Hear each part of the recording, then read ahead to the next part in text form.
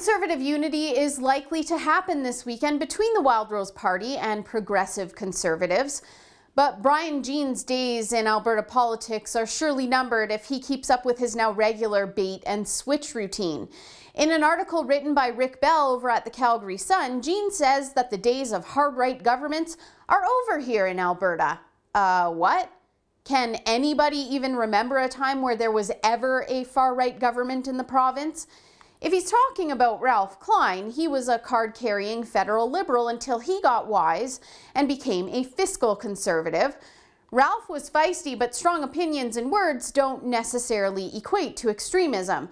And if he was talking about William Aberhart, who was probably our most extreme premier that attempted to shut down the press and handed out government money to stimulate spending, it would seem to me that he had more in common with Rachel Notley than any conservative politician in the province. So who was Brian Jean even talking about? Does he even know? Or was he adopting the political rhetoric of the left, who are quick to call anything that they disagree with these days far right? Well, there is a leadership race coming up pending Conservative unity, and Jean is trying to win votes. So this looks more like strategizing and pandering than anything. What's more is that Jean says in this other article in the Sun, and also penned by Bell, that the Alberta Teachers Association certainly isn't up to no good, and that he disagrees with those like Jason Kenney and Derek Fildebrandt that are suggesting as much. You might recall the ATA sent out an email encouraging members to buy a Wildrose membership to vote on unity and to vote for a new leader in the new party, if that's to be a thing. Remember those guys over at the ATA? They're the 45,000 strong teachers union that brought us Liberal in a blue dress, Alison Redford, in exchange for promises of millions of dollars in education funding. And we all know how that turned out. People hated her so much for squandering away our money and screwing us over that she was forced to resign. Yeah, history won't treat Alison Redford very well, that's for sure.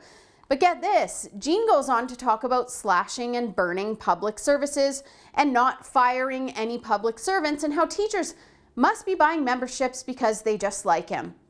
This sounds like something Rachel Notley would say. Wasn't he the one that was talking about a major renovation to the bloated Alberta healthcare system not too long ago? Isn't he the guy that preaches about wasting taxpayer money? Something is wrong here. I just told you about that letter the ATA sent out encouraging people to buy memberships only to the Wildrose Party to vote on unity and a new leader. And why now are Alberta Teachers Association insiders like comms guy Jonathan Teitmeyer praising Jean?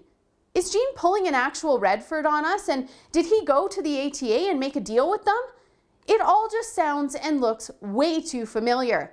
But you make a deal with these people and they always expect something in return. It's kind of like making a deal with the devil, except instead of sacrificing your soul, you're sacrificing your principles and your career. Here in Alberta, we all know from the examples set by both Redford and Danielle Smith how this whole I'll say and do anything for votes and power stuff works out. It looks like Brian Jean isn't exactly learning anything from these lessons in history. And this isn't the first time Jean has ditched his principles.